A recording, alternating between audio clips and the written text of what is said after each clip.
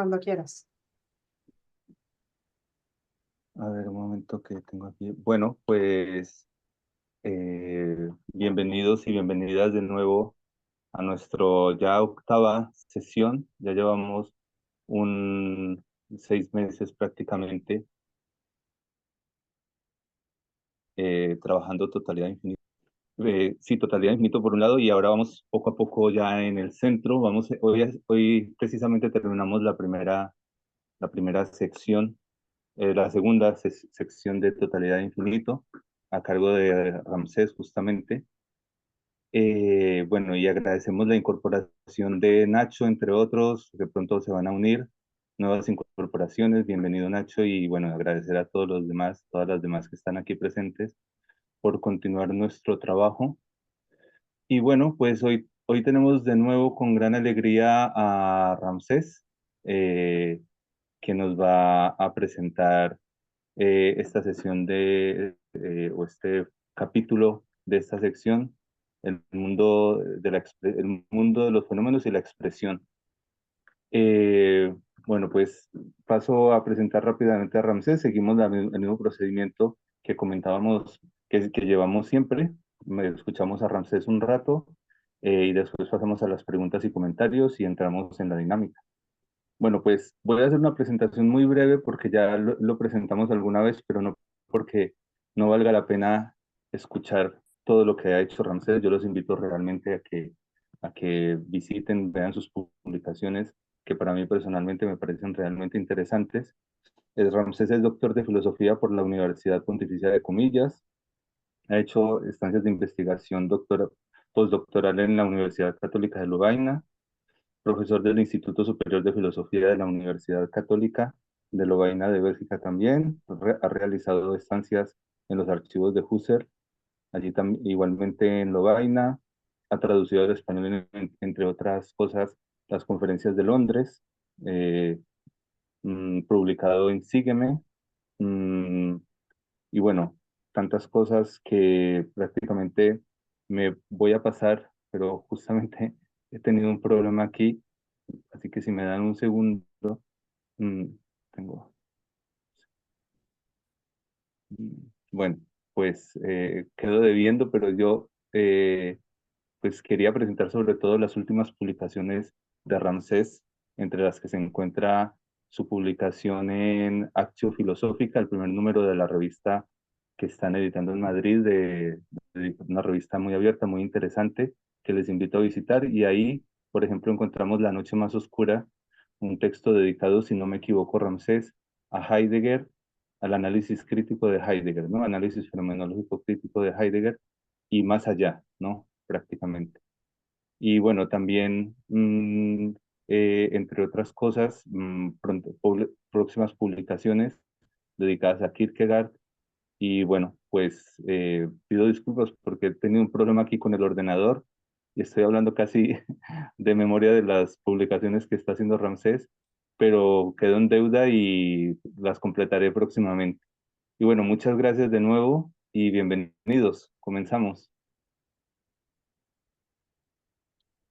Bueno, muy bien. Bueno, pues muchísimas gracias a Francisco Parra por la presentación.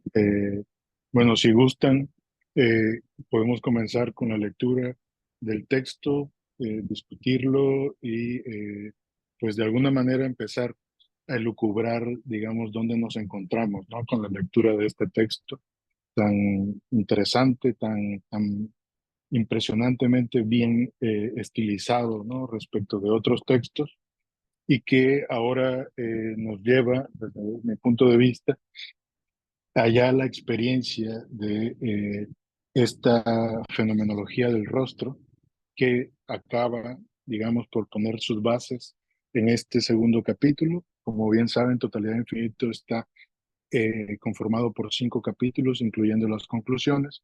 Y bueno, aunque ha recibido muchísimas críticas respecto del papel que desempeña la parte dedicada a la fenomenología del Eros, sí que podemos decir que es un texto bastante consistente, coherente y sobre todo, digamos que avanza paso a paso, ¿no?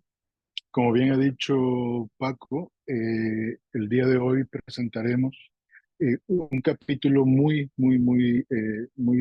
corto respecto de otros, pero que cierra la segunda parte llamada Interioridad y Economía y que da pauta para abrir sí, a esta fenomenología del rostro, donde creo que Levinas ya estructura, digamos, su fenomenología o empieza a estructurar su fenomenología y creo que aquí hay en estos textos, el mundo de los fenómenos y la expresión, ya algunos adelantos de lo que va a proponer eh, eh, Levinas, digamos, en nombre propio.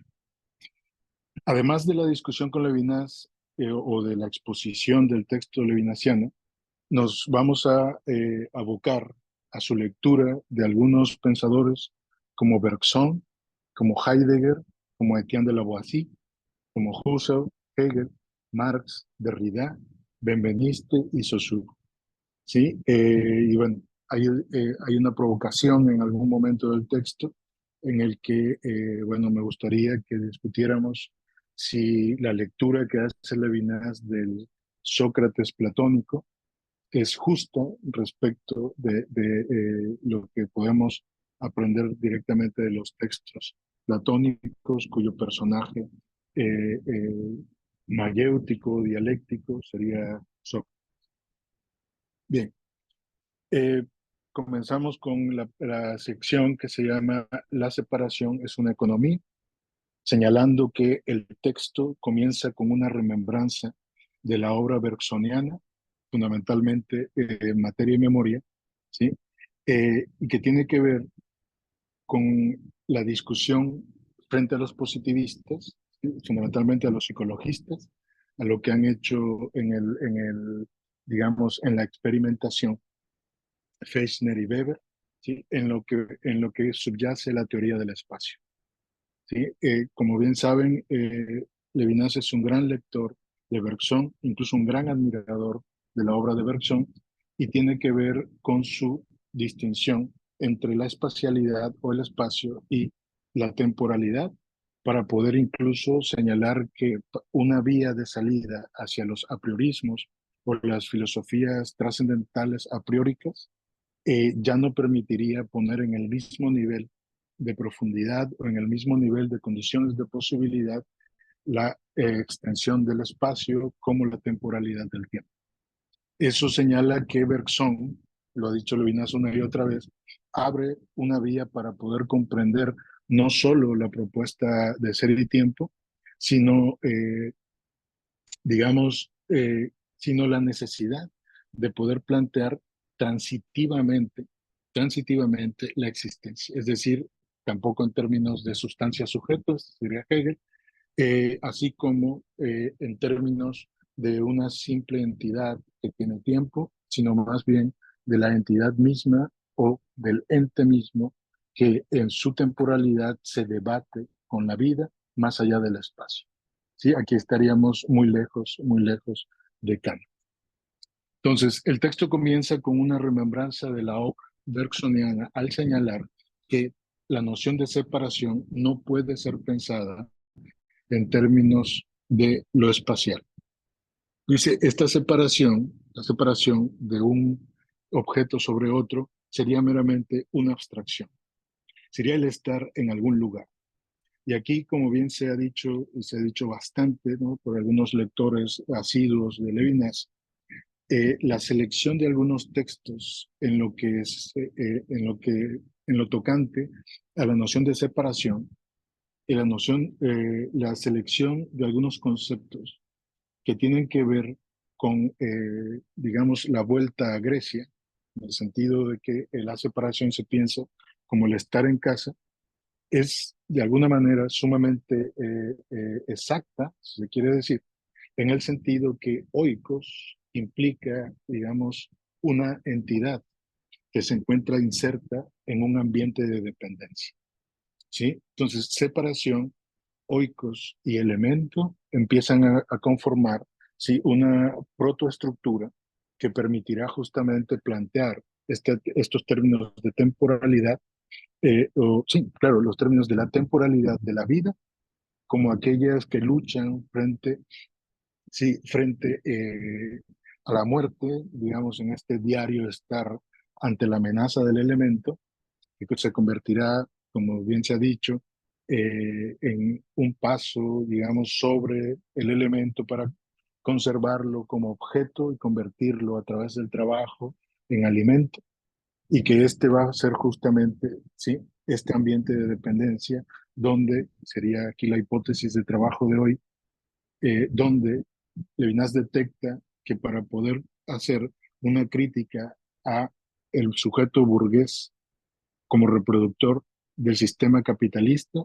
no es necesario ir por la vía de Marx, sino más bien por la vía del debilitamiento de esta subjetividad. ¿Sí? Entonces, la separación funciona como un acontecimiento que es pura positividad, pura afirmación sin negatividad.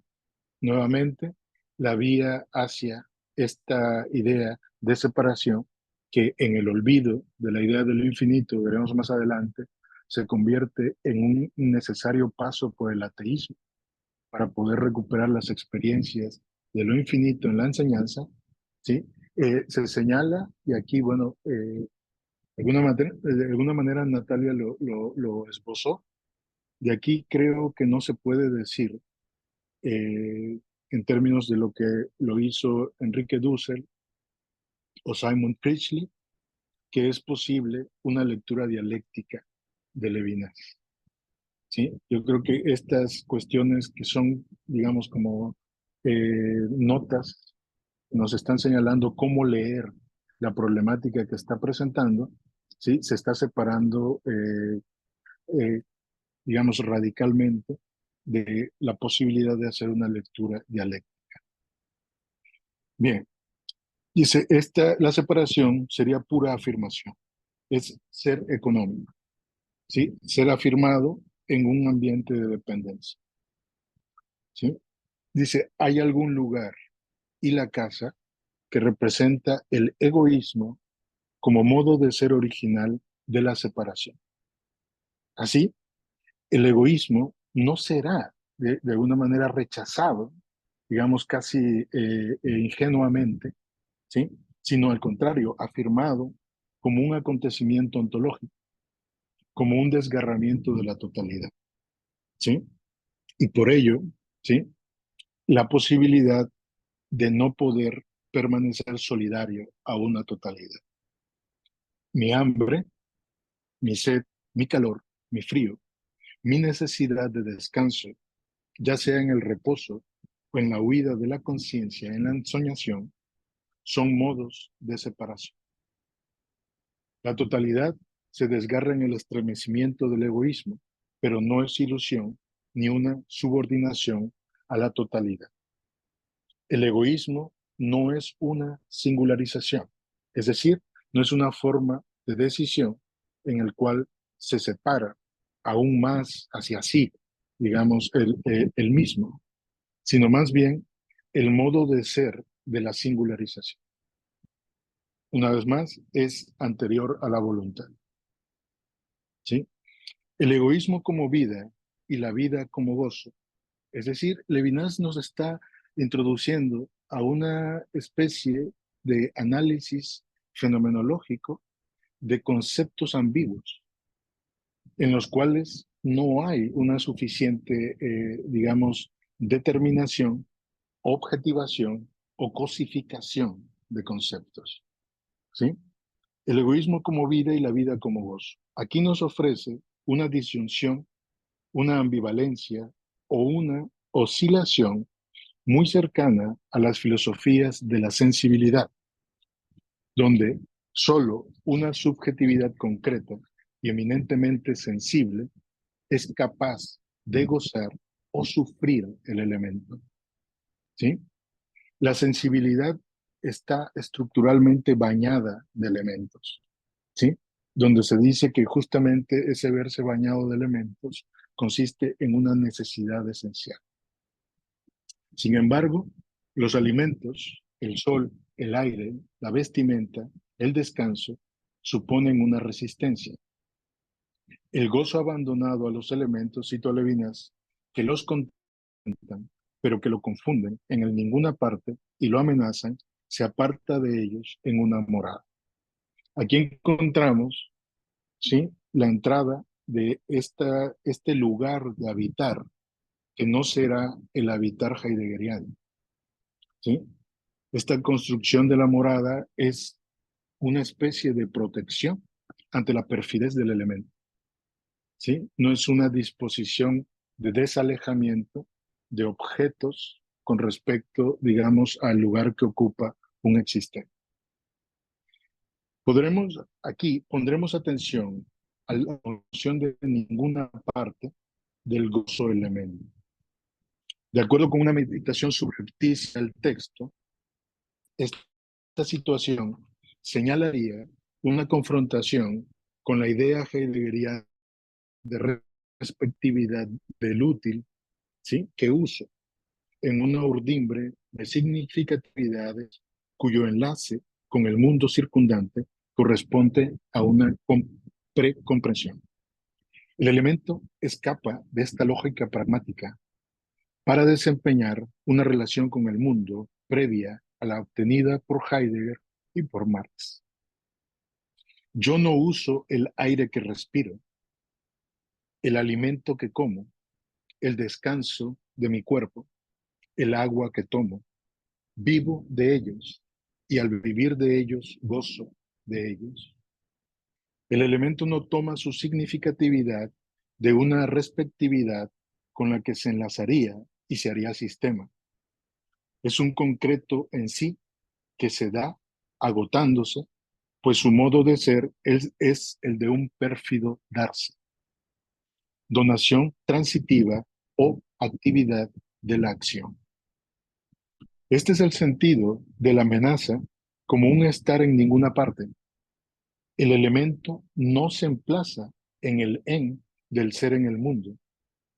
Su modo de ser es huidizo, esto es, no estar garantizado. El yo solo encuentra una situación de alejamiento de esta amenaza en la morada.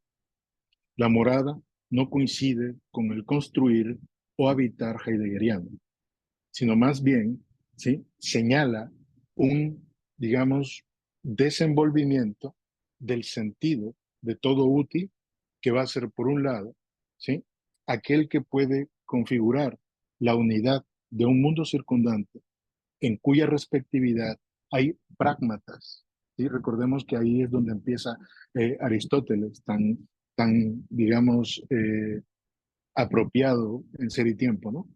Empieza todo esto por su carácter de prágmata para entonces ir ascendiendo, ¿sí?, a un carácter eh, temático en el sentido del hipokeímeno, ¿sí?, aristotélico. Bien, Levinas no ve en esta situación este carácter pragmático y esto también permite poder señalar que el trabajo tampoco se agota en lo que ha pensado Marx como aquello que cosifica el tiempo socialmente estándar del trabajador para convertir a partir justamente del valor de cambio lo que el trabajo medido, vamos a hacer alusión a los textos sobre el dinero que escribió Levinas a partir de los 80, ¿sí? El valor del dinero no se agota, ¿sí?, en la dimensión de intercambio, ¿sí?, del tiempo socialmente estándar y la producción de objetos que van a ser distribuidos, ¿no? Entonces, Levinas nos regala al menos 4 oposiciones de sentido en lo que respecta a la relación entre el elemento, la vida y el tiempo, ¿sí? La primera sería la noción de estar sumergido en el elemento. La segunda sería la entreapertura de la interioridad. Repito, si se fijan, son conceptos siempre que median, ¿sí?, entre una incompletud y una necesidad, ¿sí? En ese sentido, no habría una posibilidad de pensar el carácter de esta subjetividad en los términos de la esencia, sobre todo una esencia acabada. 3. La estancia en la tierra que oscila entre la felicidad y la necesidad. Y 4, la apertura del ser como tiempo y conciencia, es decir, como la teorética orientación al dominio del mundo. Bien, este primer momento, en el primer momento hay un planteamiento del existente como concreto, es decir, una fenomenología de lo sensible. Levinas señala abiertamente el ser es corporal, ¿sí? El ser corporal es el ser del existente. 2, la sensibilidad es así, constitutivamente, desnudez e indigencia, expuesta a la exterioridad anónima de lo caliente y lo frío. Una sensibilidad que puede recogerse en la interioridad de la morada y así se relaciona con el trabajo y la posesión. 3, la posesión también juega un doble papel. Deviene obra cuando el mismo ofrece al otro lo que posee y así el trabajo, dirección primaria hacia la posesión, es constituido o puede ser constituido éticamente. La obra sería este medio de constitución, pues ella está dirigida a otro. La existencia económica, así como la existencia animal, amenazada por necesidades, está en el mismo de una manera centrípeta, señala Levinas, pero vuelve y se mantiene en su identidad. La obra es una trascendencia que jalona hacia afuera la interioridad, atravesando, cito, la coraza de la separación. No es una acción, no es un gesto, no es un objeto usado o fabricado, pues en ello su autor domina el horizonte, activando la manifestación. Es decir, lo lleva a una función respecto del horizonte donde va a encontrar sentido. Estamos hablando de la noción de Horizon Intentionalität de Husserl. Ir hacia afuera de sí por la obra no es actuar sobre otro, sino exponerse más allá del acto de actuar. La obra sugiere la retirada de su autor, la permanencia o la indiferencia. Si hay diversos sentidos en una acción, pronto serán invadidos por los equívocos y la obra entra justamente en esta equivocidad. Esta equivocidad se genera por el comienzo de una dirección ajena a los sentidos iniciales. ¿Sí? Es como decir, claro, nadie puede garantizar cómo va a ser interpretada su obra cuando justamente no puede asistir ya a lo que ha hecho y afectado a otros. Ahora no solo se suman nuevos sentidos, sino que los primeros se diluyen en la modalidad de la receptividad y del concreto modo de afecto. Los signos que emite la obra son descifrados sin la colaboración de quien ya ha actuado. Y es así que la obra expresa el terreno donde la ética potencia la ausencia, desplazando la presencia y la configuración fenomenal en la atención, ¿sí? Y en la intención. De modo que para asistir al desciframiento ulterior de la obra es necesario hablar. Así como la obra, la posesión o los puntos del trabajo pueden ser usurpados por el otro, no son inalienables. Las obras son independientes del yo. Al integrarse en un conjunto de obras, pueden ser cambiadas. Su valor de intercambio, como bien o servicio, puede ser transformado.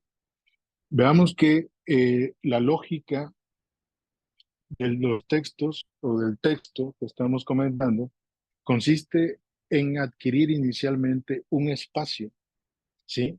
Que es un espacio de ausencia por el cual es posible que otro sentido y otra interpretación del modo en el que se ha conformado el ser con el que discute directamente Levinas pueda ser recuperado y potenciado.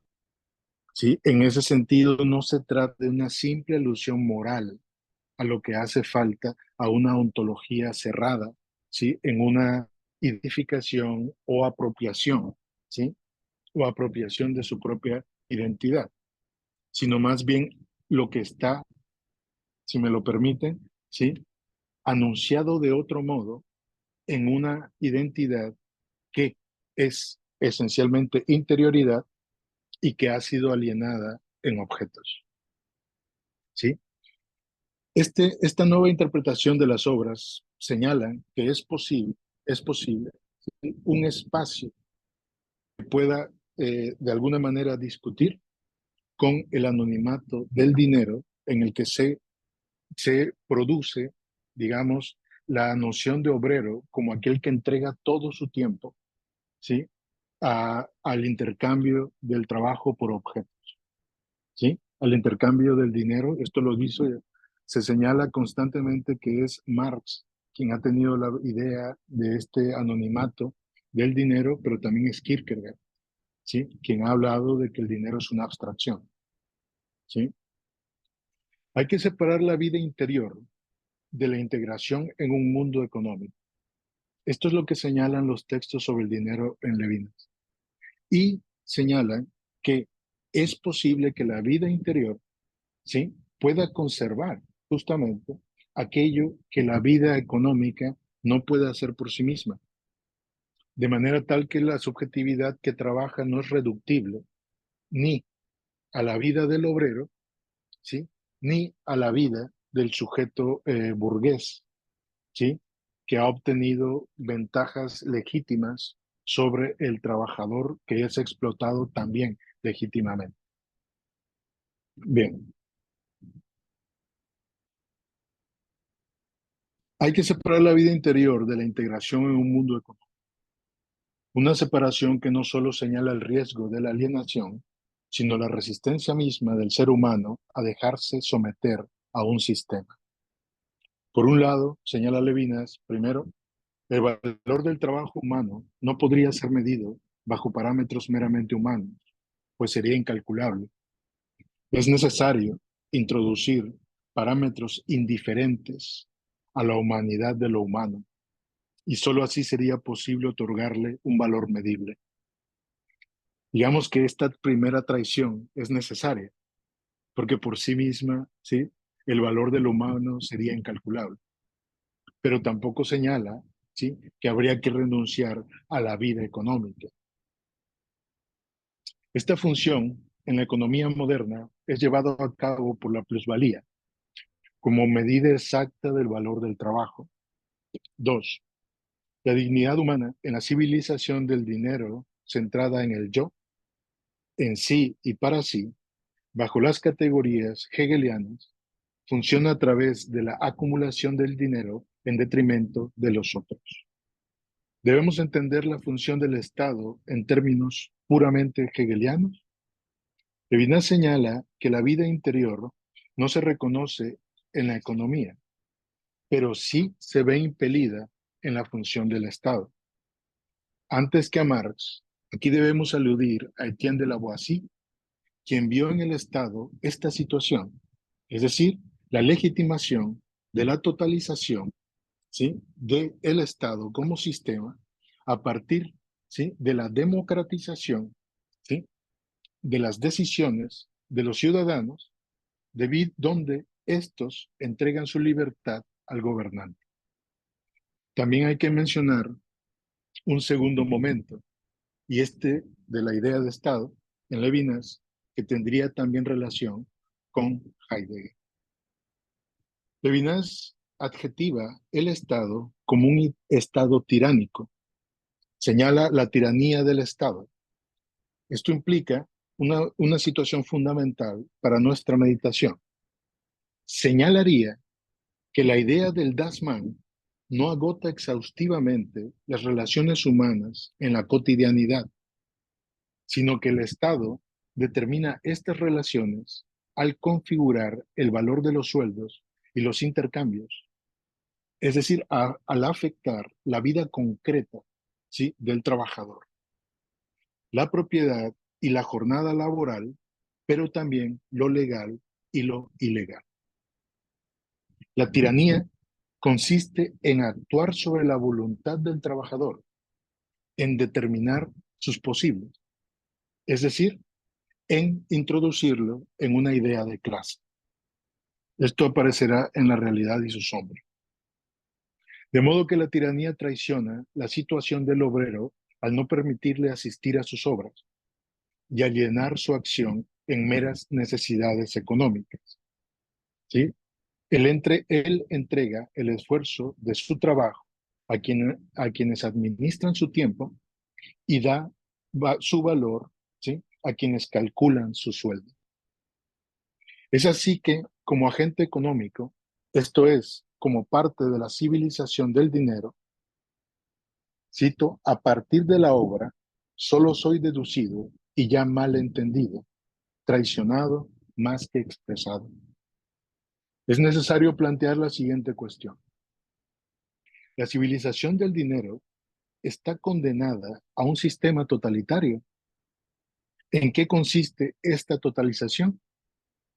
En una esencialización del individuo, en destinarle una comprensión individualista de su participación en el plano civil, económico y así también legal. ¿Sí? En convertir su humanidad en un mero sujeto del orden económico. Es así que la obra no presenta al otro, antes bien, solo lo señala. Desempeña el papel del signo, pues solo revela al ocultar. Esta es la propuesta de Levinas con respecto a liberar la obra, ¿sí?, de un carácter meramente economicista.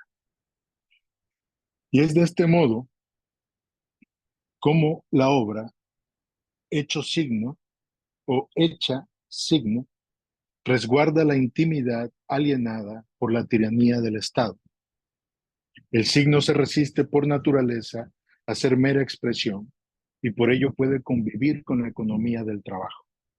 ¿Sí? Es absolutamente llamativo que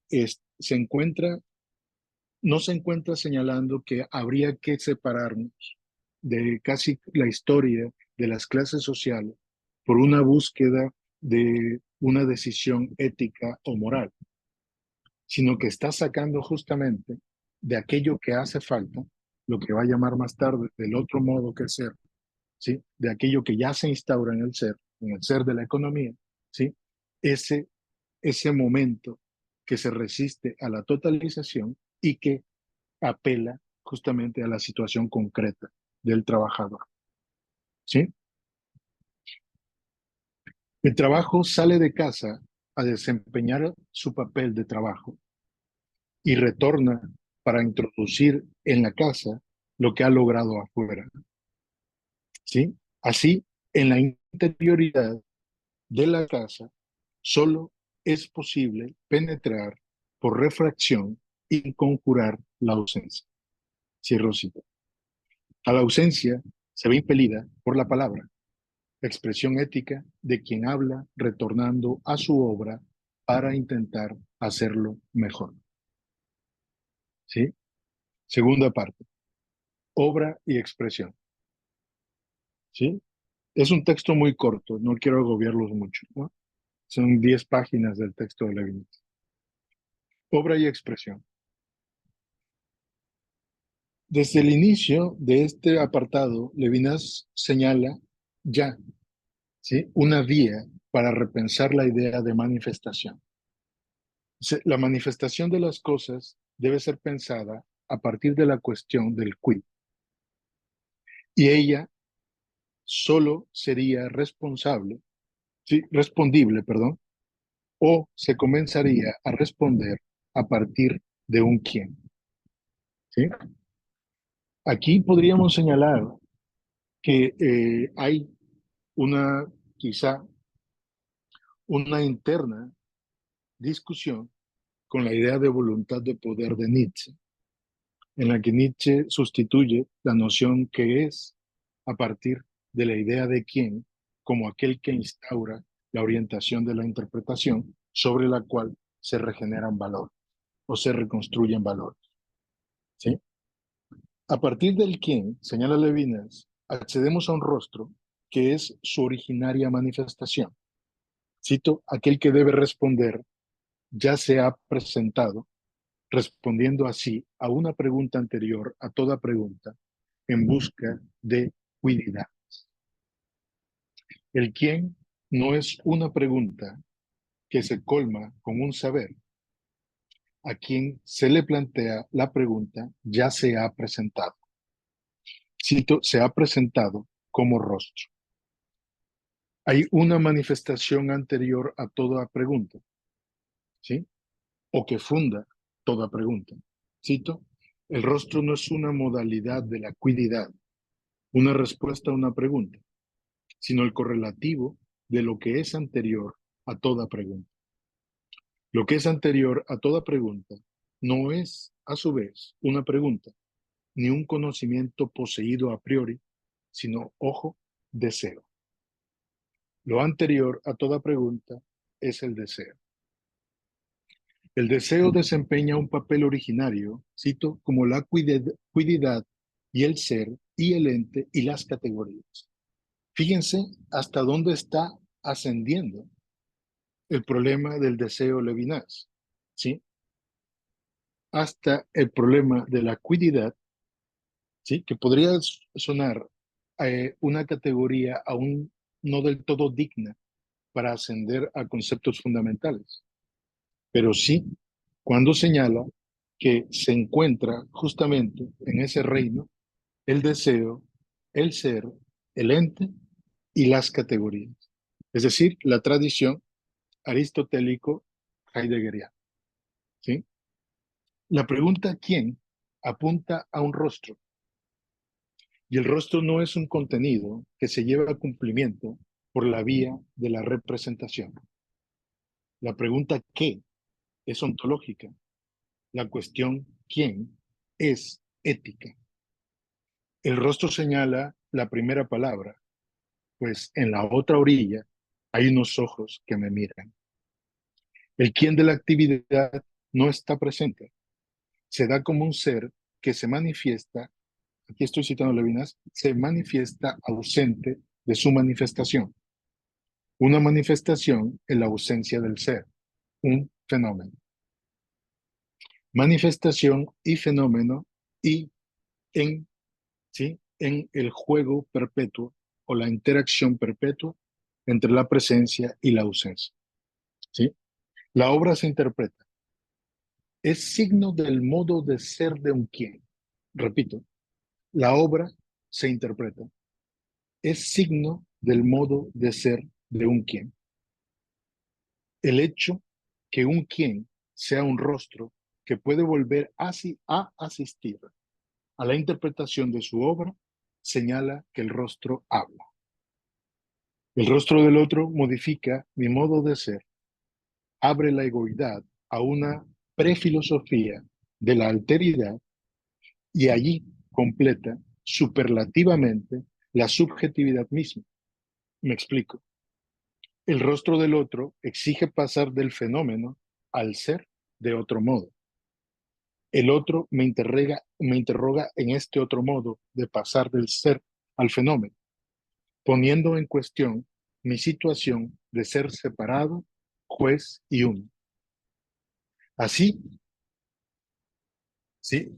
Su rostro, como lo que habla, ¿sí? Requiere mi atención, mi responsabilidad de ser requerido a asistir, a corregir lo que de mi obra aún no ha quedado completamente corregido, ¿sí? De este modo recibo, cito, el mandato del mandar. El casa autos, con el que terminará la próxima sección, señala la presencia en mí de la idea de lo infinito, ¿sí? Experiencia de lo ausente. Ojo, el deseo metafísico mismo, en mi servicio al otro, abre el yo a la alteridad. El anuncio de la muerte, mencionado en el párrafo siguiente, señala Levinas, no paraliza esta responsabilidad. Aún hay tiempo para volver a ser cuestionado. Y mi arraigo a mis obras, como su quien, profundiza mi responsabilidad, desde aquí, jamás desencarnada o abstracta. Mi compromiso con la vida es anterior a todo último acto. La muerte del otro, más bien, me compromete con el deseo metafísico. Él me enseña a morir. La expresión del encontrarse feliz consiste en hablar y establecer la paz anterior a los dictámenes del Estado, a los contratos sociales hobbesianos o rusonianos. Entre, entre nosotros, esta paz es única, pues solo se instaura a partir de los actos convocados. Al filo del instante, la responsabilidad se instaura como la única oportunidad de respuesta y la expresión de la palabra lleva a cabo esta responsabilidad. El otro me abre a la exterioridad, ¿sí?, que jamás será satisfecha, insuficiencia que opera como no posesión. Cito, un hombre que se nutre del hambre, un hambre, perdón, que se nutre del hambre mismo. De modo que la responsabilidad es deseo, se realiza en la relación con el otro, el sujeto retirado de los elementos, llevando los objetos del trabajo a casa, compartiendo el alimento, ya se representa un mundo. La idea del infinito se resiste a poner el sujeto en la vanagloria, cito, del confort del interior burgués y sus horizontes de patán. Cierro cita. Así, no se trata de un ser completo, ¿sí? Es decir, que ya ha logrado todo, que ya ha logrado tener un trabajo, que ya ha logrado erigir una casa, que ya ha logrado comprar un auto, etcétera, etcétera. No se trata de un ser completo, sino de compartir el fruto del trabajo a través del pan, la casa, la vestimenta, el agua. Esto quiere decir que Levinas está señalando, ¿sí?, para pensar la situación ética en un sujeto que es estructuralmente incompleto. Tercera parte, fenómeno y ser. Me dicen cómo vamos de tiempo, si gustan, ¿no? Vamos muy bien. Bien, muchas gracias. Muchas gracias. Fenómeno y ser. Hemos señalado que Levinas, ¿sí?, realiza un análisis del rostro para plantear la prefenomenalidad de la expresión como deseo, responsabilidad y bondad. Desarticula la configuración del fenómeno en una identidad, en una dirección, irrumpiendo a su significación para sacarla del contexto que amenaza en objetivarla, entregándola a la gramática del noema, del horizonte, o sometiéndola a la formalización eidética.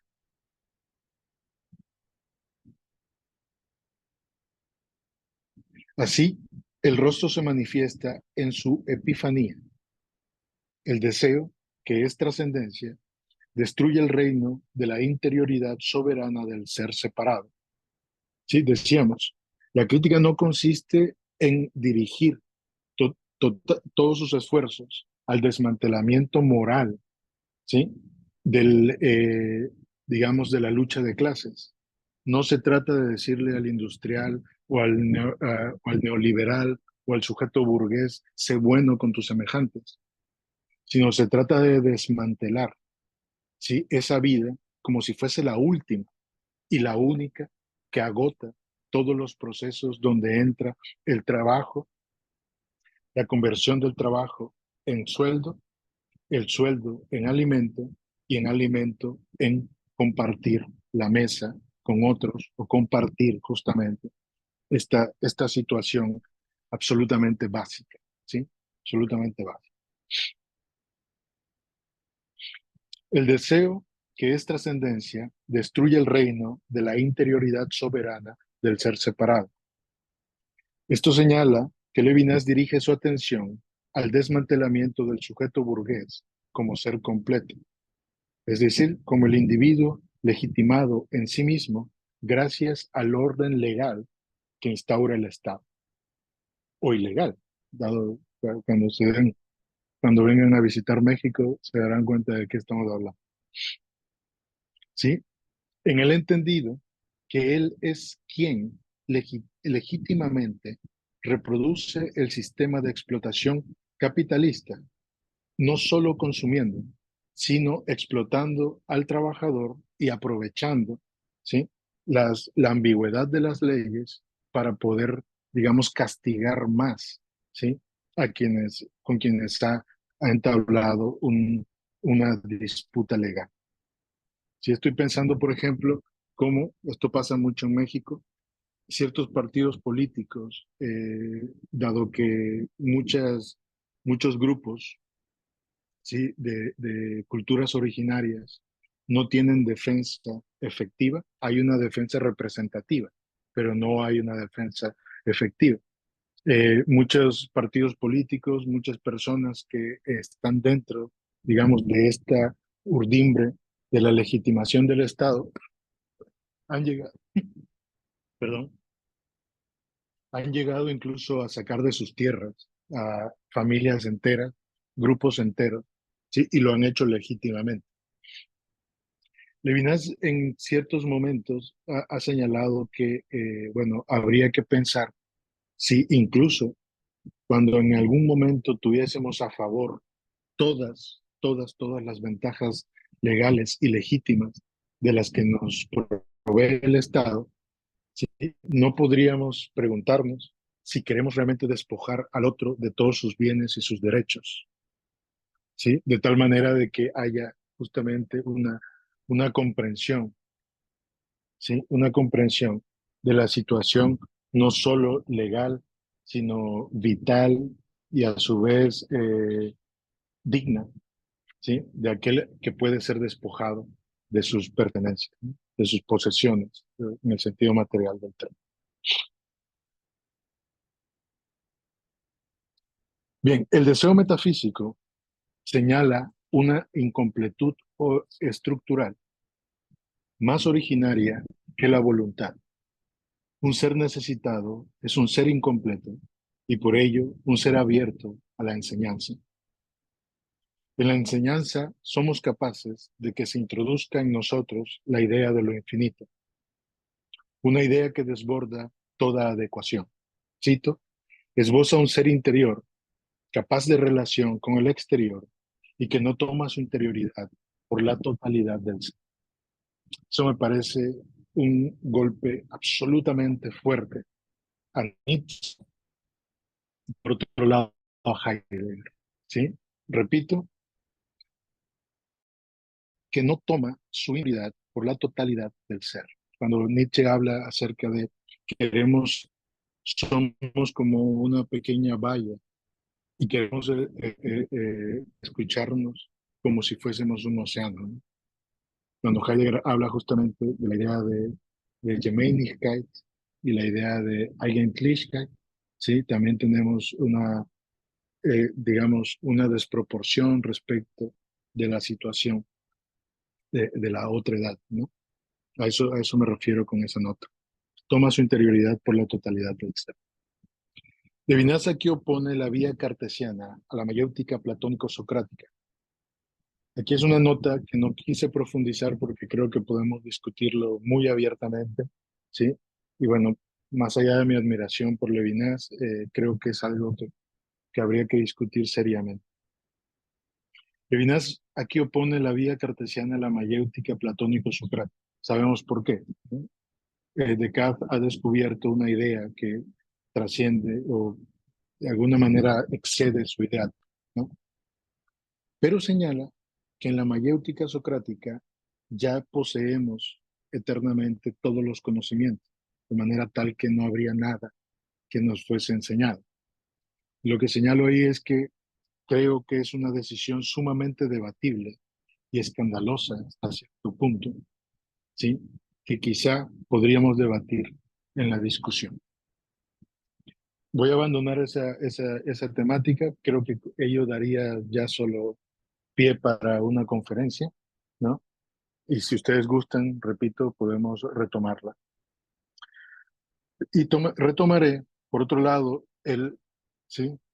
El hombre del gozo mantenido en su interioridad, tan cercano a esto que hemos discutido en algunos otros escenarios, tan cercano, ¿sí? A la idea estética, ¿sí? De subjetividad en Kierkegaard, ¿sí?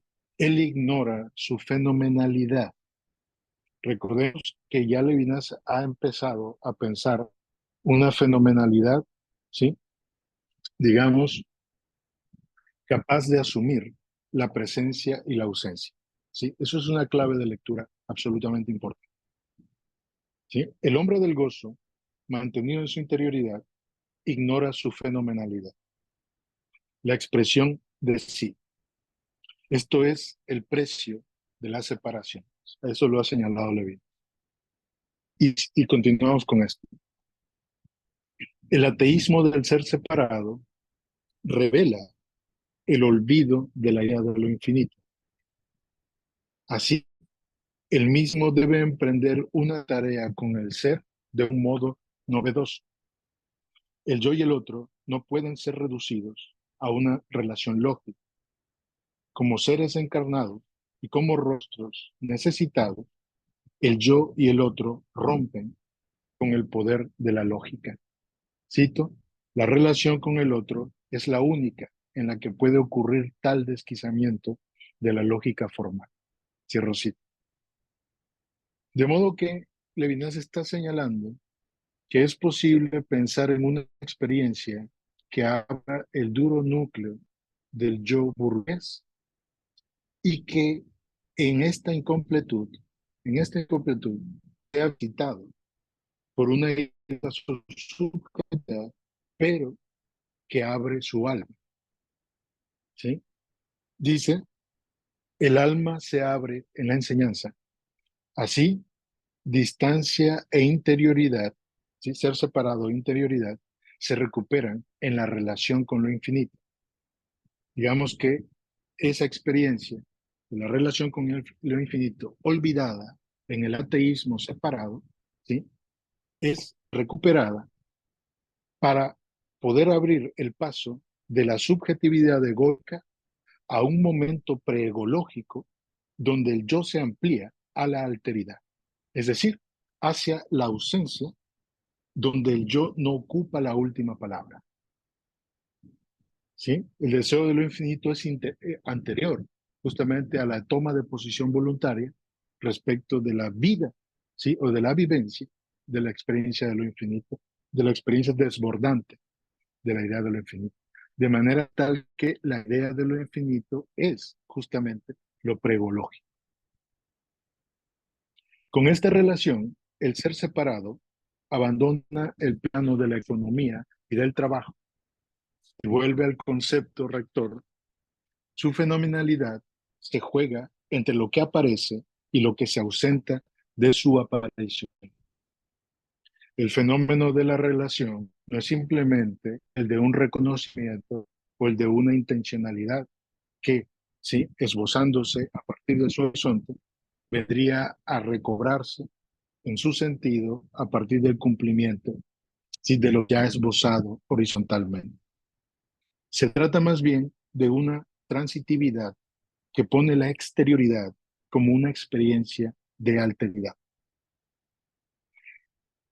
Aquí podríamos pensar que nos encontramos, quizá, ante uno de los primeros esbozos de la noción del otro en mí, que serán planteados 13 años después. El fenómeno de la subjetividad ética es el ser que aparece y que sigue estando ausente. ¿Sí? La alteridad sería el en vez de la egoidad. Ella completaría su sentido último. Es así que el yo debe asistir al auxilio de sus obras, porque sus obras son dirigidas a otros. El ser, cito, está en un mundo en el que se habla y del que se habla. La sociedad, tendríamos la socialidad, es la presencia del ser. Cierro cita. Estamos aquí en una crítica directa a la idea de verdad como aletheia. Señala Levinas, cito, la verdad de la cosa en sí no se devela. Cierro cita. Esto es, la verdad no es desocultamiento, sino expresión, desnudez, franqueza. Abro cita, la expresión manifiesta la presencia del ser, no corriendo simplemente el velo del fenómeno, ¿sí? Por la lice, que significa justamente velar, ¿no? Corriendo el velo del fenómeno, ¿sí? Cierro cita. Es más bien entrada en una relación ética donde la carne está expuesta como rostro y como desnudez. Abro cita, es llamada y enseñanza. Ojo, entrada en relación conmigo, relación ética. Lo, lo realmente llamativo, ¿sí? Es que lo que sugiere justamente la idea del infinito no es únicamente una ida hacia afuera representativa, que vendría a ser recuperada por la vuelta a la identidad, Ulises, etcétera, etcétera. La representación a priori trascendental de Kant. Sino la idea consiste en que esa alteridad es la última palabra de la subjetividad, de manera tal que a la crítica, por ejemplo, a Buber, donde se dice jamás Buber se preocupa por pensar dónde se realiza el yo y tú, aquí es la alteridad, que será la ausencia de la identidad, lo que dice lo otro o el otro modo de la subjetividad, que no es únicamente egoidad. En pocas palabras, el ego no agota la conciencia ni la subjetividad. Esa sería justamente la cuestión. ¿Sí?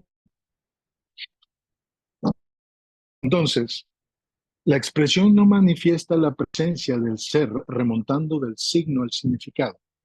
Cito, presenta el significante. ¿Sí? Una rareza más, digamos, para las doctrinas de la unidireccionalidad de la conciencia.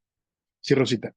El significante señala aquí la apertura del espíritu al infinito, la revelación de la alteridad presentada como sentido de la bondad del bien.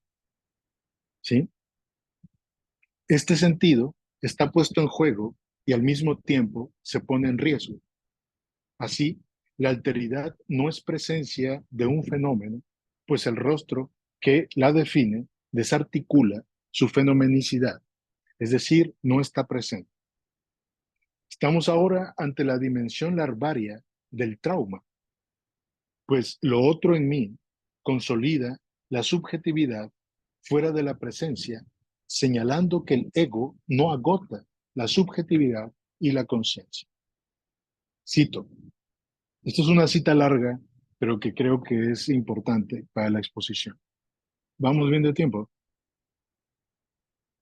que no logro ver. Sí, vamos bien. Sí, sí, vamos bien. Perfecto. Cito, la subjetividad ética habla, y aquí una de las distancias más profundas con Derrida. Esto es una nota mía.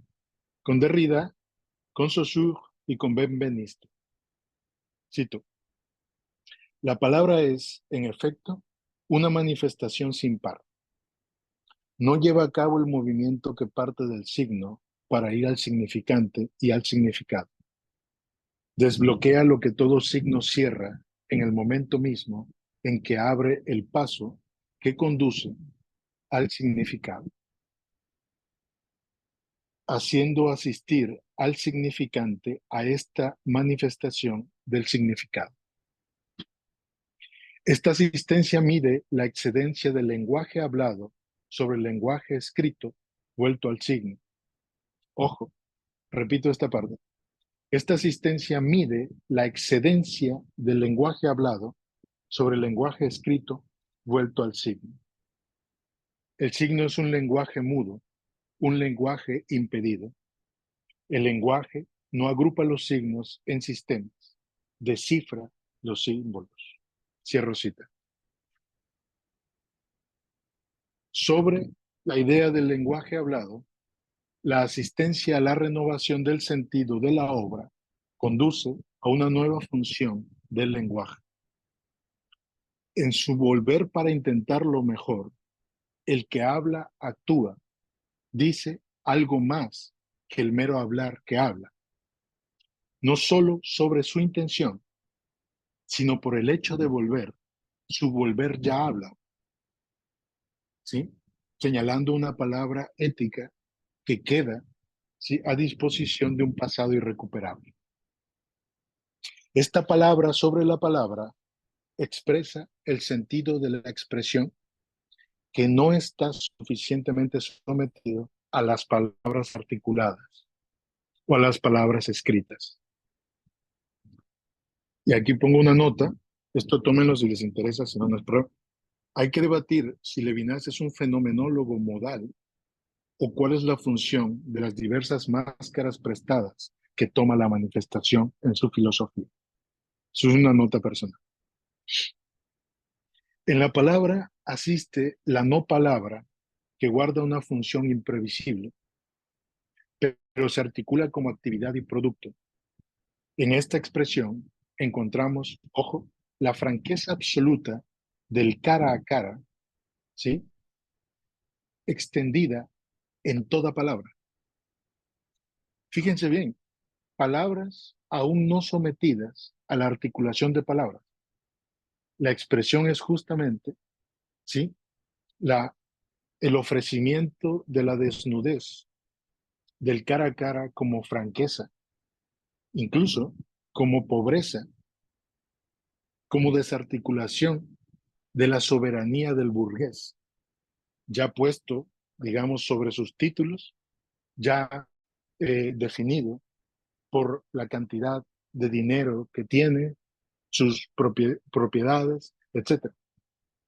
Esa desarticulación de la soberanía del burgués justamente consiste en ver o en pensar la pobreza constitutiva de la subjetividad, ¿sí? Pobreza a la que asiste hasta el más poderoso de todos los hombres, ¿sí? Tal franqueza, ojo, es la verdad del ser como expresión desnuda de toda expresión. Por eso señalaba Levinas en el momento anterior que no puede ser pensado esto a partir de los términos de la Aletheia, ni con Heráclito ni con Heidegger, ¿sí? Tal expresión inagotable permite la renovación del sentido de mi obra y mi acción, ¿sí? La franqueza, ¿sí?, la franqueza de esta verdad permite convertir la pobreza del ser en una nueva oportunidad para asistir a una obra que nunca se completa. Y como esta obra se encuentra antes de los designios del Estado y de las instituciones que lo conforman, tiene que ser eminentemente ética, porque solo se puede dar en la franqueza directa del cara a cara, ¿sí? La subjetividad ética no pertenece al reino de la subjetividad encerrada en su interioridad, ni al de la subjetividad no entendida en la historia, hegeliana, marxista, hobbesiana, rusoniana y de lavoisiana, por decirlo así. La subjetividad ética es una subjetividad que habla, ¿sí?, expresando su pobreza estructural como exposición, desnudez, riesgo y salida originaria a la intemperie. Y ahí está la crítica Nietzsche.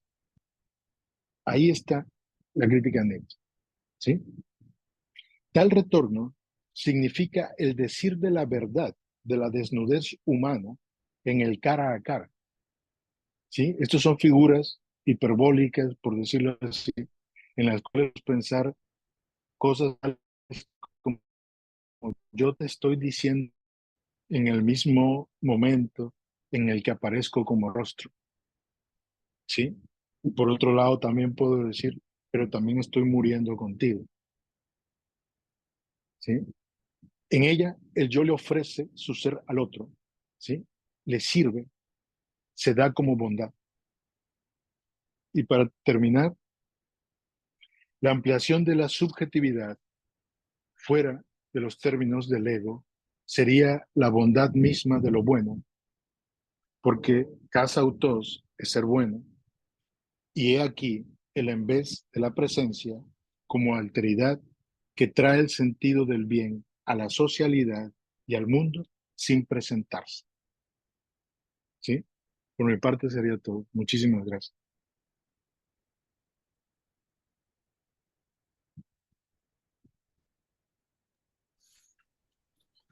Bueno, muchísimas Muchísimas gracias gracias.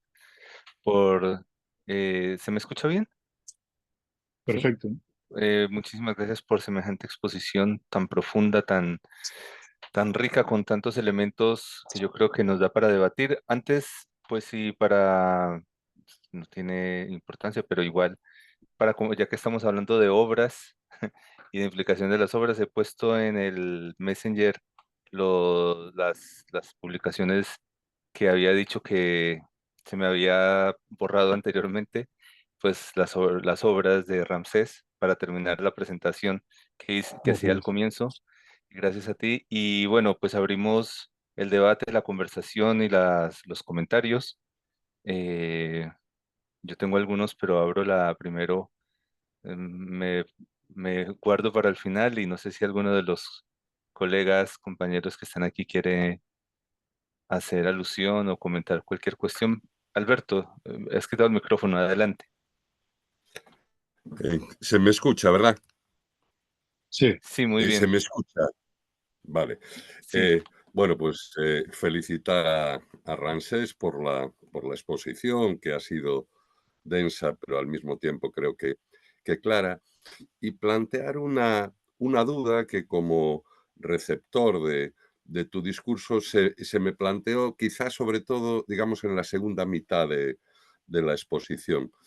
Por un lado, hubo varios momentos en que digamos, intentabas establecer una línea de demarcación entre la tradición marxista y Levinas para decir, bueno, esto no es marxismo, o Levinas plantea cuestiones que no son monopolio de la tradición de Marx. Pero por otra parte, y eso es lo que me chirrió un poco, aunque puede ser una estrategia de lectura legítima, la caracterización de la constitución de la subjetividad, que es el tema de esta sesión y de sesiones anteriores, aunque en la última parte ya apuntaba a la escena ética, ¿no? A través del rostro, que supone una quiebra del orden ontológico del mismo. Pero en lo que es la descripción de la existencia separada, eh, la identificabas en términos históricos, sociales, con un momento de la digamos, de la modernidad, el sujeto burgués. Y yo entiendo, desde luego, a un nivel literal, eso no está en el texto levinasiano, cuya pretensión, a mi entender, al menos pretensión expresa y consciente, es la de elaborar una antropología filosófica, no la de sumarse a una crítica del sistema capitalista o de la sociedad burguesa. Eh, Creo que a tu favor podría estar la idea de que la filosofía, aunque siempre o normalmente pretende moverse un nivel de abstracción, de universalidad, de generalidad conceptual que deja atrás lo empírico, sin duda sobre ella, sobre el propio discurso filosófico, pues deja su impronta, situaciones sociales, históricas y culturales. Pero dado que no es algo explícito en el texto de Totalidad Infinito, en el texto levinasiano, sino entiendo yo más bien una estrategia de lectura o de interpretación que tú aportas, si podías hacer alguna aclaración adicional sobre esa lectura de la constitución del sujeto, digamos, egoísta en Levinas.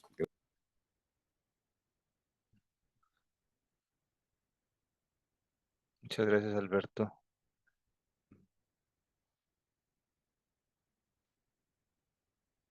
Esperemos que entonces se está tomando nota. Si gustas, abordamos algunas Varias series. preguntas. Ujú. Sí, sí, sí. Vale, perfecto. Pues no sé si alguno más de los colegas o alguna colega quiere plantear alguna cuestión. Bueno, yo voy a aprovechar, ya que está este espacio, pues mientras quizás Gerardo, Nacho, María Elizabeth o María Ángeles no duden en interrumpirme, mm, pues quizás yo voy a intentar poner mi... Ah, sí, perdón, ¿alguien iba a decir algo? Bueno, no, a mí me pareció muy interesante porque hay algo que a mí me sorprende a veces en Levinas, es cómo la totalidad puede, bueno, tengo varias preguntas, voy a resumir dos y luego quizás las otras. Una es cómo la totalidad llega a ser a tal punto, tener tal dimensión que puede ser muy difícil de imaginarla, porque en cualquier momento la experiencia de la subjetividad puede romper esa totalidad, es decir, tú lo decías anteriormente, la totalidad eh, incluso se rompe hasta en el ay, curiosamente. Ujú. Pero tú haces una afirmación muy importante que es la cuestión del Estado y la cuestión de la determinación del Estado. Y, y ahí parece ser que, curiosamente, dentro de lo humano, dentro del artificioso humano, sí que hay una ruptura mucho más fuerte que cualquier experiencia de alteridad neutra. Y es como si el verdadero neutro fuera el poder humano, curiosamente, una dimensión de dominio mucho más potente que los elementos, porque incluso en los elementos yo puedo olvidarme del gozo, ¿no? Hay elementos ahí, parece y eso tiene relación, pues vincula radicalmente con el tema de la ética, que ese poder sea el mismo poder que pueda responder, que al mismo tiempo sea el que me pueda aniquilar en mi rostro, ¿no? No, Ujú. no es el insomnio, el viento o el mar. Y eso tiene que ver también con las obras. Eso así me ha gustado mucho la parte del obrero, cómo determina al obrero realmente sus condiciones. Cuando determina sus condiciones, no puede luchar contra las condiciones, no las puede ni Claro. gozar. Eh, y en ese sentido también pensé en Derrida, cuando Derrida en Violencia y Metafísica, después Derrida plantea otras cuestiones, está claro, pero cuando en Violencia y Metafísica dice en la escritura, ¿por qué Levinas no vio en la escritura una dimensión de alteridad que la oralidad no ve? Es decir, Ujú. el hecho de que mis signos pueden estar entregados a multiplicarse al infinito, interpretados por muchos, y además en la distancia y no en la urgencia de la oralidad. Y a mí me parece que todo esta cuestión, el hecho, esta especie de hermenéutica de las obras que tú planteabas a partir precisamente del trabajo que es del esfuerzo, pero también de la alteridad, es decir, del significante que me llegan de otro, parece que uno le podría decir a Derrida, bueno, pues es que es eso, poder ver en la escritura que ese libro está dirigido a mí por otro, que hay una especie de horizonte, de horizonte no continuo, de horizonte no continuo, de horizonte no sé, es muy difícil expresarlo en palabras, pero el verdadero horizonte es el rostro, es que es muy, muy, muy potente eso. Y eso yo creo que, además del hecho de que Derrida habla de la escritura, pero es que Levinas habla de este vaso que yo uso para tomar café, hasta de eso habla Ujú. Levinas, es decir, no, bueno, estoy exagerando un poco contra Derrida, podría decirse muchas cosas, pero el Levinas está poniendo sobre la mesa hasta esta mesa que sostiene mi ordenador, no el libro que ha dirigido una persona para la alteridad. Bueno, eso voy a dejar ahí esas dos cuestiones porque ya toma mucho tiempo. Y gracias de nuevo. No, gracias a ti, ¿no? Y también a Alberto, por supuesto, ¿no? Estoy buscando justamente el texto, el momento en el que de mi punto de vista. Bueno, no sé si hay otra pregunta y aprovechamos para, también me da un poquito de tiempo para poder Bueno, encontrar el texto tal sí, cual, no, ¿no? sí, no te preocupes. No sé si Alberto quiere añadir alguna más también. Mm, eh,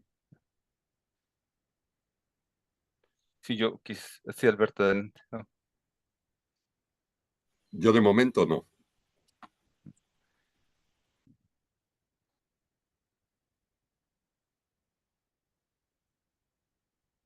Ah, bueno, yo había pensado también en el tema de la plasticidad, pero bueno, ¿El tema de qué? ¿La plasticidad? sí, sí. Eh, claro, en algún momento cuando exponías la cuestión del dinero, también en algún momento antes de la sección del mismo, dice Levinas que, claro, una de las características del formato mítico del elemento es que al final puede todo ser controvertible en dinero o incluso, también dice Levinas, en arte y en expresión. Entonces, de nuevo, hay como una doble condición mm, sorprendente y muy potente en la forma en que las obras, hay una hermenéutica, claro, de esa especie de hiperrelativismo en el que todo puede devenir masa, ceniza y rehacerse, pero incluso a través del dinero o a través del arte, bueno, no tendría que buscar la cita exacta, algo se salva y es el significante. Como tú decías, es el nivel en el que, claro, y cómo puede pasar eso de que yo dentro de lo que decíamos anteriormente, ya separándolo del Estado, estoy tomando mucho tiempo, ya termino, separándolo de lo del Estado, ¿cómo puede ser que en mi propia dimensión humana esto me llame en mi propia dimensión material de casa, de economía, esto llame alteridad, es decir, esto interrumpa también, de cierta manera, con una dimensión de alteridad, las cosas que me rodean, las cosas manuales que me rodean. Y es el hecho ese, que hayan sido hechas por un otro para otro. Eso me parece muy potente también en lo que tú estabas diciendo. Pero bueno, yo creo que iba más allá de lo que tú también estabas diciendo. Bien, bien. Bueno, entonces voy a tratar de abordar las dos primeras cuestiones, ¿no? Sí, en efecto, yo parecería que el texto no está directamente dirigido, digamos, a la cuestión del desmantelamiento de la visión burguesa, no solo de la filosofía, sino de la cultura eh, europea y de la cultura filosófica en general, ¿no? En muchísimos textos Levinas afirma de habría que dedicar tiempo a la cuestión cerca de la relación entre la metafísica y el sujeto burgués salido de esta metafísica. Metafísica de lo mismo, ¿sí? Metafísica a su vez pensada en una especie como de confort de la existencia, en las cuales parecería que justamente por el hecho mismo de que este sujeto burgués surge a partir de una nueva institucionalización del individuo, ¿sí? Bueno, la noción de individuo es una noción que se debe casi a las revoluciones históricas, ¿sí? Sobre las cuales se obtienen derechos, ¿sí? Y que en estos derechos el individuo justamente eh, parecería no tener que ganar absolutamente nada por sí mismo, sino que ya nos pertenece por el hecho mismo de ser ciudadanos de un Estado, ¿sí? Pero hay muchas diferencias, y hay muchas diferencias no solo entre clases sociales, sino entre contextos culturales, entre contextos incluso geográficos o geopolíticos. Entonces, la idea de que es posible, digamos, una protohistoria respecto de los, claro, de los derechos humanos ganados por la situación burguesa de la subjetividad, creo que se está señalando una y otra vez, ¿no? Una y otra vez, y en totalidad de infinito me parece que es una de las cuestiones que están, como dice Alberto, están sugeridas para que puedan ser sacadas de allí, ¿no? No se trata, porque y ustedes corríjanme si no es así, no hay una crítica directa, ¿sí? Digamos, a la noción de revolución de clases o de lucha de clases, sino más bien creo que lo que está diciendo es, como Pascal, aquí no se trata de una filosofía que diga, por el hecho mismo de que somos los europeos y tenemos que ayudar a Latinoamérica o a países de tercer mundo para que estos puedan obtener, digamos, aquello que por su propia situación cultural, económico y política no tienen. Nosotros seríamos los que vienen y salvan, de alguna manera, la situación.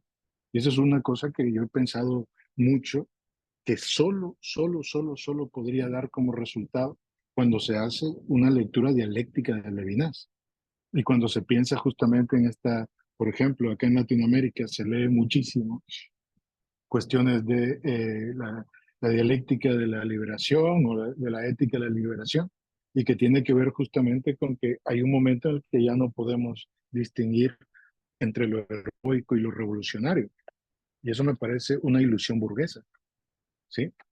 En ese sentido, yo creo que la lectura acerca de que hay otra subjetividad, no necesariamente dialéctica, y que no ha surgido de las luchas entre clases, señala que el sujeto burgués no completa la subjetividad de levinación. Es, digamos, está allí, es una parte integral, o que integra, más bien, que integra la estructura del pensamiento histórico y social, pero no lo agota. Y en ese sentido yo creo que lo que se está haciendo, y es que Levinas lo dice en muchísimos lugares, ¿no? La metafísica del sujeto burgués como metafísica de la completud, del origen, ¿sí? De aquello que de alguna manera ha llegado, podríamos decirlo, casi a su heroísmo, ¿sí? Para salvar a otros, y no se trata de eso, ¿sí? Yo veo que esto está mucho más desarrollado en un camino de otro modo que ser, pero creo, como he dicho aquí, que aquí está en un sentido todavía larvario, ¿sí? Que todavía se está, digamos, como empezando a plantear. No sé si... ujú. Sí, yo creo que eso es justamente la noción de este yo que se separa de tal manera, sí, del otro, que pues de alguna manera no hay forma que éste pueda responder o pensar en las necesidades de aquel, en las necesidades efectivas. De ahí iríamos a la pregunta de Paco. La verdad planteada como una verdad desnuda, en tanto que mostración de la pobreza de la subjetividad, ¿sí? Es justamente esta que se plantea previamente al sujeto que ya se reconoce como sujeto de derechos en el orden civil, ¿sí? Derechos que de alguna manera señalan obligaciones, pero que estas obligaciones están dispuestas a la voluntad, ¿sí? Y a un sistema justamente de acuerdos sociales y políticos y económicos sobre los cuales la voluntad también está dominando, lo que Levinas ve que es absolutamente previo y que necesita, si me lo permiten, una región propia, ¿no?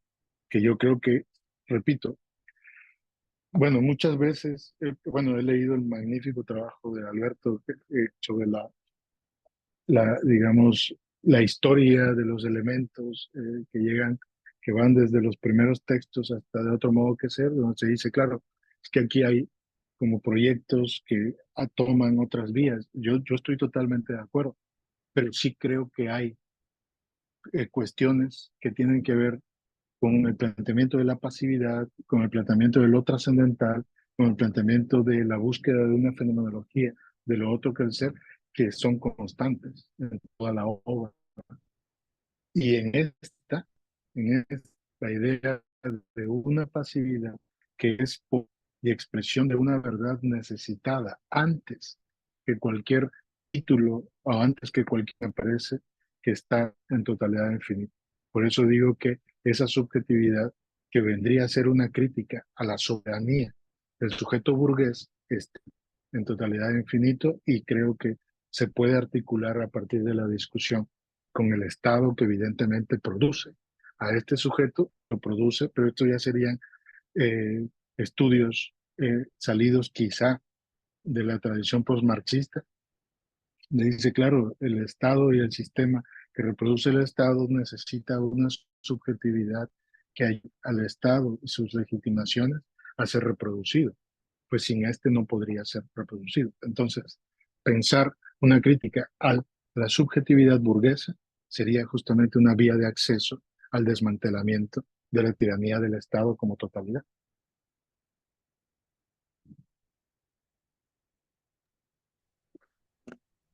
No sé si Alberto tiene alguna reacción.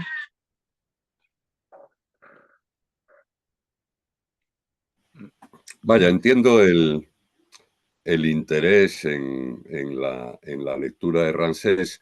En realidad la mía era una observación mucho más modesta, digamos, y era cierta sorpresa ante el hecho de que el sentido del seminario parece ser una lectura minuciosa de Totalidad Infinito como obra capital del corpus de Levinas, y realmente, a mi entender, la pretensión de Levinas ahí es dar cuenta de cómo se constituye la subjetividad, ¿no? La existencia separada. Y entiendo que en su pretensión eso sería igualmente válido para la subjetividad de la época burguesa que para el sujeto de la Grecia clásica, que para el hombre medieval.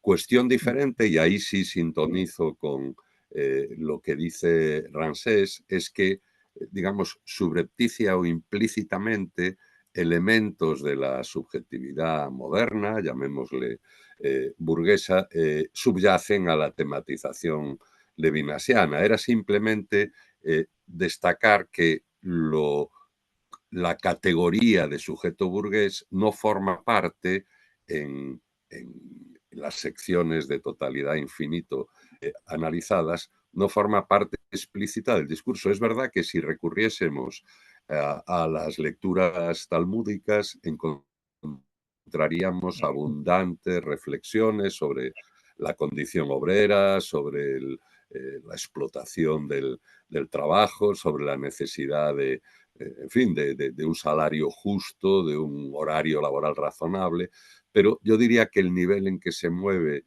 el análisis de estas secciones de Totalidad e Infinito tiene un carácter al menos pretendidamente histórico, en el sentido de que establecería lo universal de lo humano, pero quizá tampoco haya que darle más vueltas al asunto, ¿no?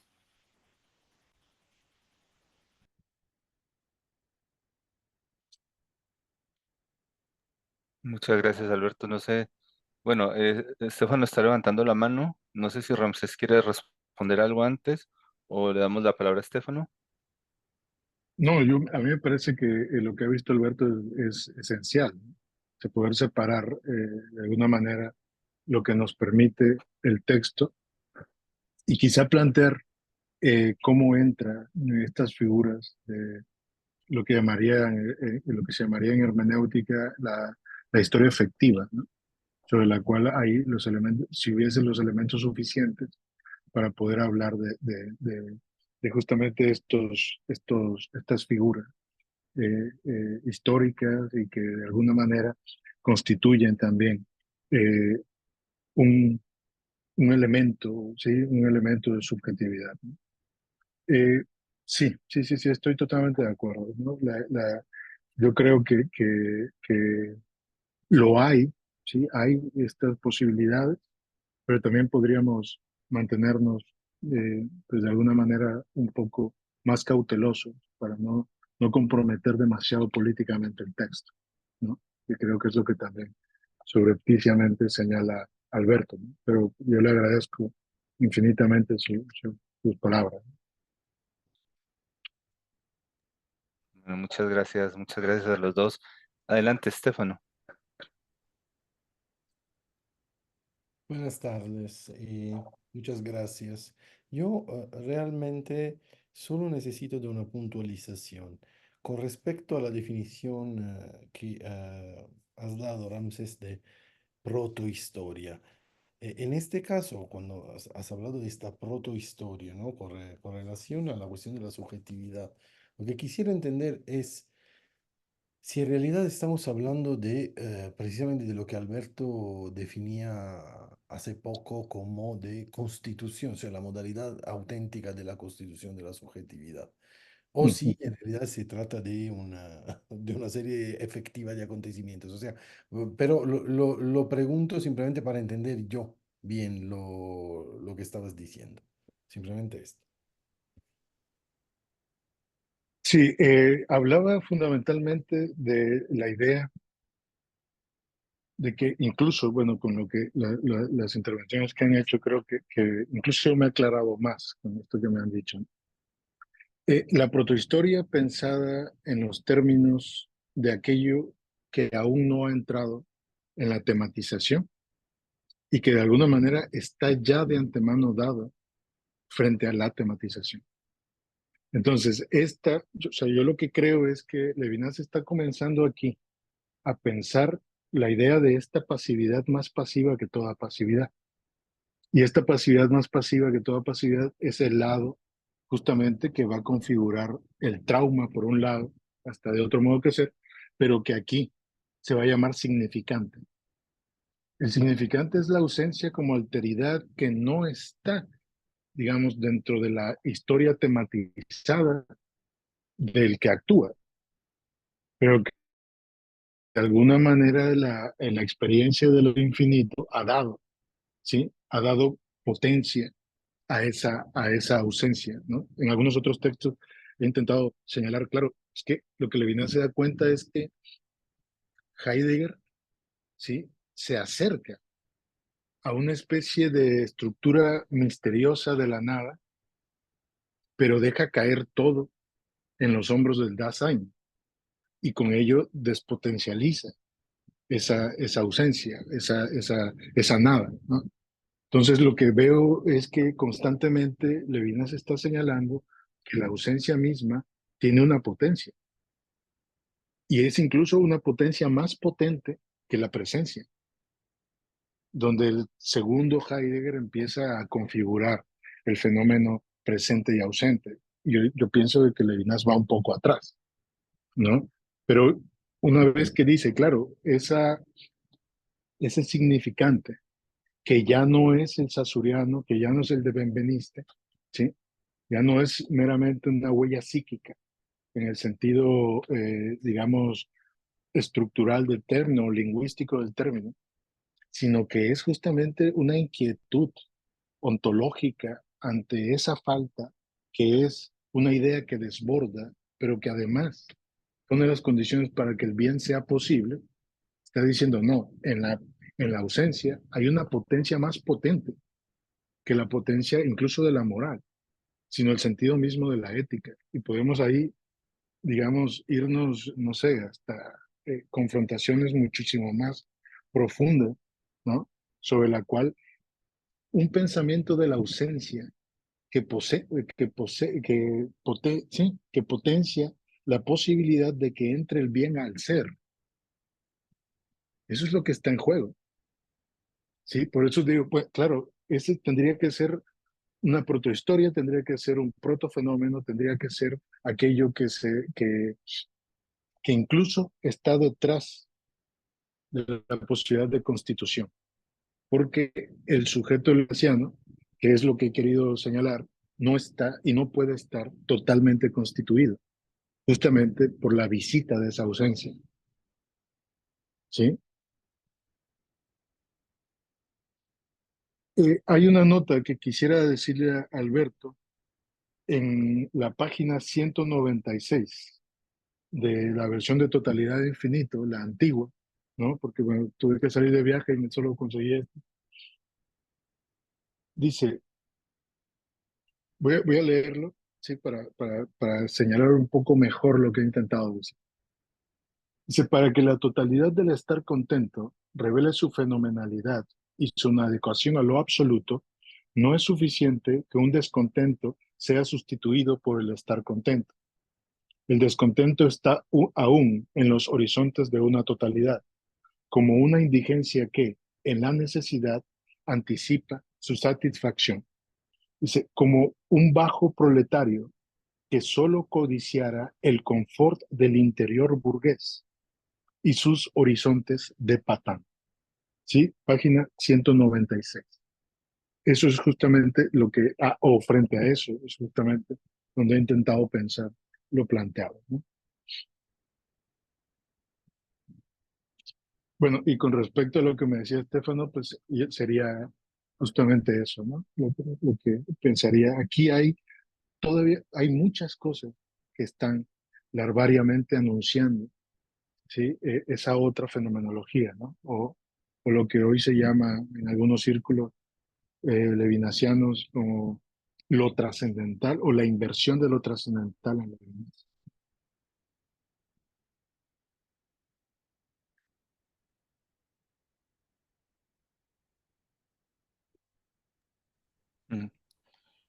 Mm, muchas gracias. Estefano, no sé si quieres reaccionar. No, no, no, me queda todo clarísimo. Muchísimas gracias. No, Muchas gracias a gracias. ti.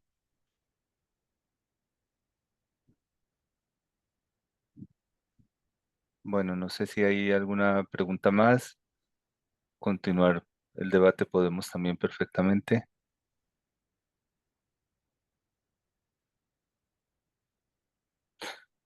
Yo sí voy a aprovechar que Ramsés había comentado lo del tema Sócrates. Sócrates, Descartes, yo sé que eso daría para mucho y tampoco queremos, eh, pero a mí me parece un tema muy interesante y misterioso saber por qué esa lectura, eh, esa, ese vínculo, eso es algo que también menciona en cierto modo Derrida, la cuestión del infinito en los griegos y en esos dos griegos, pero no estoy obviamente, es bastante complejo, lo pongo, obviamente Sócrates no es ni Heidegger ni Husserl, pero sí en Husserl o en Heidegger puede haber unas dimensiones de infinitud realmente interesantes. Entonces, yéndonos a Sócrates, claro, en Sócrates el debate está en relación con la idea de infinito cartesiana, ¿no? Es donde Levinas encuentra una ruptura, una dimensión. Mm, claro, Sócrates o en el mundo griego pareciera que no, pero en los griegos está por un lado la cuestión de la fisis y por el otro lado la cuestión de la justicia, por ejemplo en Sócrates. Entonces, nada, simplemente algún comentario al respecto y no pretendo que lo desarrolles, pero a mí me interesa muchísimo. De hecho, ya con esto termino, pues es uno de los elementos que le plantea Ritchie en el artículo sobre fenómeno infinito. Mm.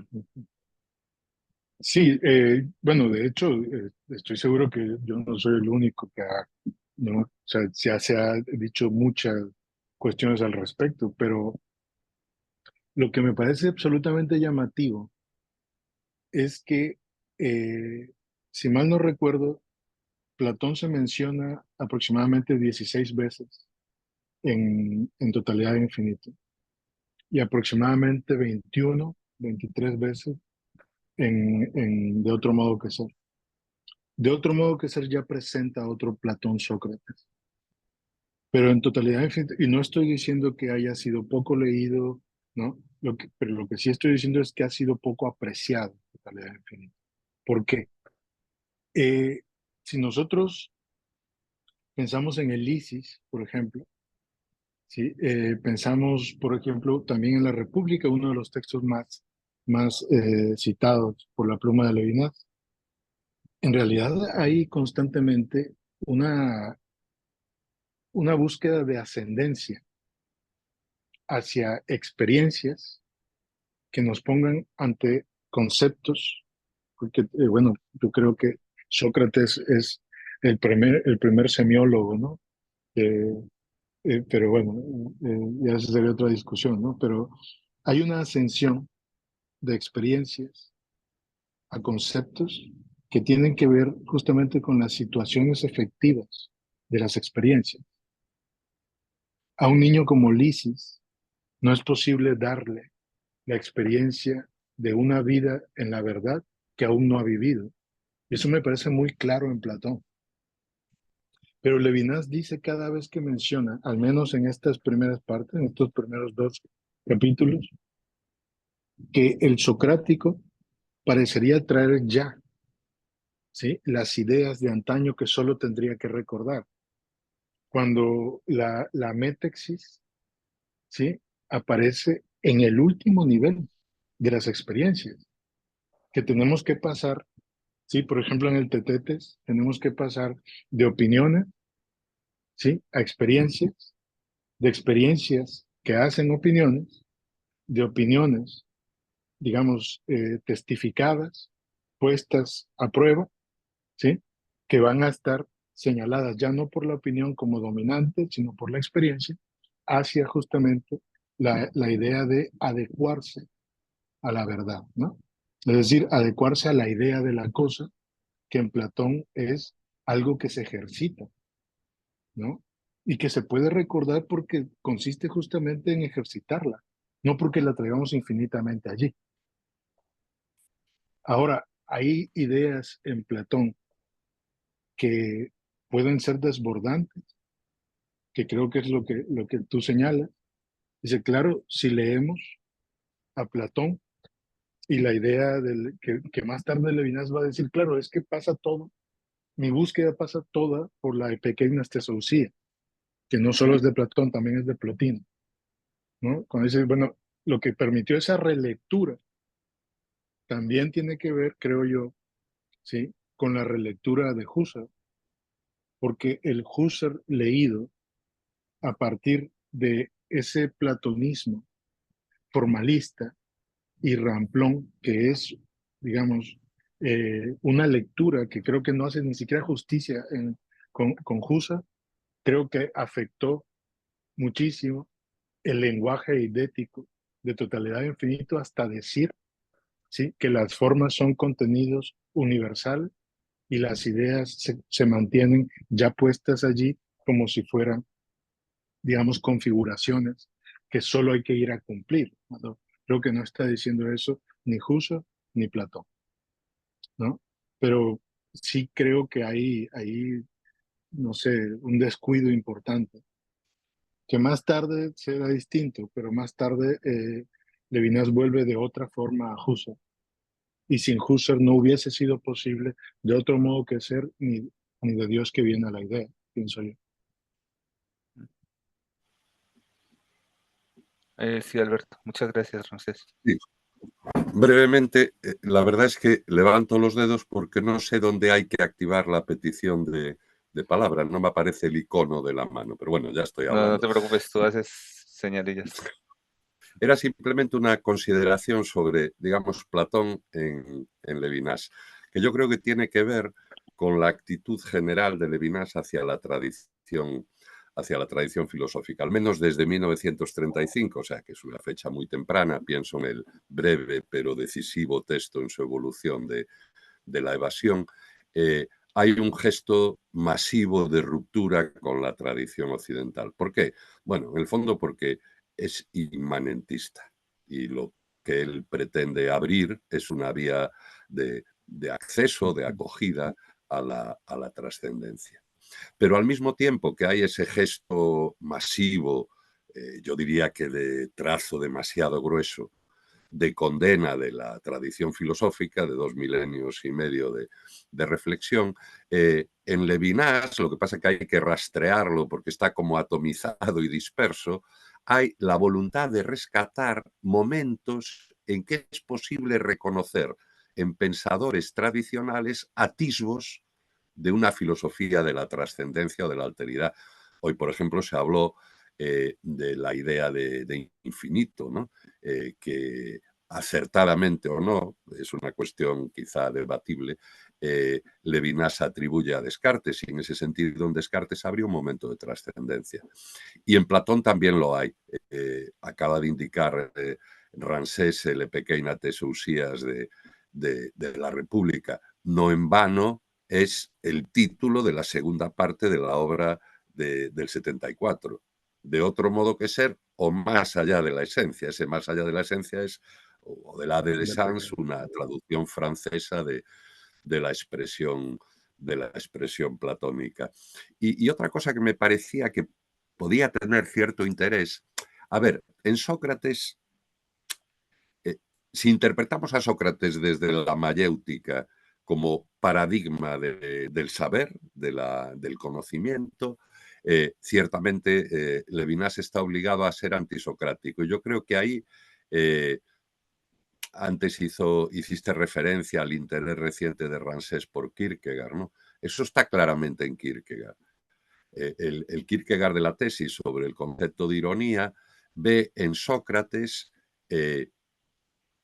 la crisis definitiva de un mundo, el mundo paganismo clásico, y el asomo de una refundación, vamos a decirlo así, de la sociedad, de la cultura, pero que todavía no adquiere cuerpo. Pero el Kierkegaard posterior va a considerar que justamente allí donde impera la mayéutica o la anamnesis, no puede haber revelación. Y Levinas, como Kierkegaard, es un pensador de la revelación. Y un último apunte respecto a una cuestión que estuvo muy presente en la sección de la exposición de Rancés que hacía referencia al concepto de obra, ¿no? Que eso tiene clarísimamente una genealogía platónica en el Fedro, ¿no? La idea de la superioridad de la expresión oral sobre la escritura, porque el emisor de un texto escrito no puede intervenir de nuevo ante el lector para reorientar su interpretación, mientras que en la situación dialógica del intercambio verbal, el emisor puede explicar de nuevo su pretensión y en ese sentido asiste con su palabra, con su nueva palabra, algo que no puede hacer el escritor, porque una vez que se convierte en obra, también en el sentido de totalidad infinito, de alguna manera es expulsado de su autoría y pertenece ya a la comunidad de lectores o de intérpretes. Era simplemente para ver cómo en Levinas hay un gesto, diría yo, de abierta, explícita e injusta, añadiría, condena del grueso de la tradición, pero al mismo tiempo la identificación o el rastreo de atisbos de esa filosofía de la alteridad que él propone. Y creo que ya me extendí demasiado. Gracias por vuestra paciencia al escucharme. No, es un placer. No, estoy totalmente de acuerdo, sí, sí, sí. Sí, y sí, yo creo que habría que discutir, bueno, quizá como un ejercicio genealógico, ¿no? ¿Qué tan justo es realmente con el socratismo, el propio Levinas? Y esto que dices que posiblemente sea una cuestión de una crítica a las bases, digamos, quizá la decepción también, ¿no? La decepción que hay respecto de la llegada del estructuralismo, el postestructuralismo francés, ¿sí? La idea de que no son estas categorías, las categorías sustancialistas de la tradición, también la idea de que la tradición ya ha sido, si no superada, ya está empezando a ser caduca, ¿no? También creo que es una cuestión que afecta muchísimo las nuevas tendencias del pensamiento francés, ¿no? Pero también quizá habría que pensarse cómo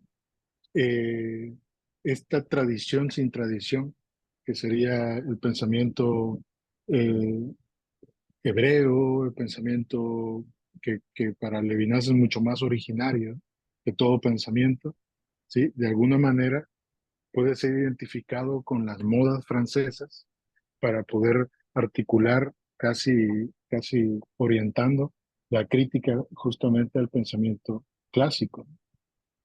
Yo creo que más tarde sí que hay una maduración en muchos aspectos, muchos aspectos respecto de Platón. Yo creo que tiene que ver con haber entendido de que Heidegger no había, o sea, hay una parte de otro modo que ser donde dice, bueno, claro, pero esto no es nada nuevo, ¿no? Ya estaba dicho por el palanismo y pues de alguna manera Heidegger llega a los mismos resultados, ¿no? Se ha dicho más en una tradición que Heidegger, como dice un alumno de, bueno, un muy conocido, Peter Trauni, ¿no? Dice, bueno, hay que aceptar que Heidegger no conocía absolutamente nada de de la tradición hebrea, ¿no? Eso no hay manera de poder ponerlo en diálogo con Levinas y con personas de este talante, ¿no? Pero sí, yo estoy totalmente de acuerdo. Sí, hay una injusta lectura de Platón y de Sócrates en este Levinas.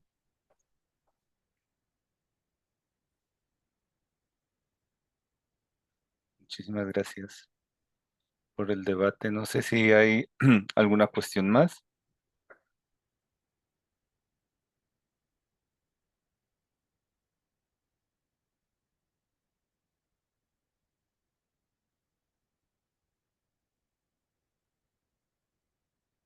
Mm, Bueno, yo creo que si no hay alguna pregunta, si no algún comentario, yo creo que ya estamos igual pronto sobre el tiempo.